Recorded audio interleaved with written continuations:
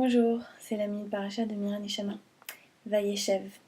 Vayeshev Yaakov et Yaakov s'installa dans le pays de Canaan. Et pourtant c'est une paracha qui parle justement d'un nouveau départ, d'un départ de nouvelle pérégrination pour Bnei Israël, à travers la personne de Yosef, qui va être vendu par ses frères et qui va se retrouver en Égypte. Et puis plusieurs années plus tard, toute la famille va le suivre, va se retrouver en Égypte.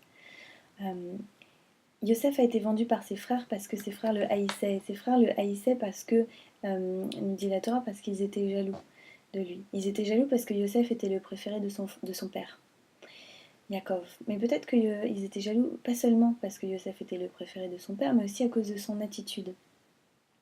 Yosef était celui qui allait rapporter, qui Vehu roé et achiv. Ça peut être interprété comme il surveillait les troupeaux avec ses frères, et achiv, ou il surveillait ses frères. Nous dit la Torah, il rapportait des paroles mauvaises à son père sur ses frères. Et pas seulement cela, lorsque Yosef a commencé à avoir des rêves, il a eu 2 rêves consécutifs dans lesquels il voyait à chaque fois 11 objets se prosterner devant lui. La première fois 11 gerbes de blé et la seconde fois des étoiles, ainsi que la lune et le soleil. Il a eu ces rêves-là et il les a racontés à ses frères. Et ses frères ont interprété ces rêves comme étant des symboles selon lesquels Yosef voulait soumettre ses frères et régner sur eux. Alors on peut voir ici que dans cette attitude de Yosef, un petit peu qui manquait d'humilité, qui manquait le petit rapporteur, le petit préféré de papa qui va raconter « Ah, j'ai rêvé que j'ai rêvé qu'il y avait 11 objets qui se prosternaient devant moi, c'est drôle, non ?» Voilà, cette attitude-là, elle manque considérablement de sagesse, d'humilité, de bonté. Et pourtant, Yosef, c'est celui qu'on appelle Yosef Hatzadik, Yosef le juste, Yosef le sage. Alors, moi, cette paracha me porte beaucoup d'espoir, en fait, parce que ce que j'y vois, c'est qu'elle nous rappelle tout simplement qu'un tzaddik, c'est quelqu'un qui n'a pas toujours été un tzaddik, c'est quelqu'un qui n'est pas né un tzaddik. Et je pense qu'il y a une indication de ça, indirectement dans le Pasuk Bet, dans le second verset, quand la Torah nous dit tout simplement Yosef ben Shvaisre Shana. Yosef avait 17 ans.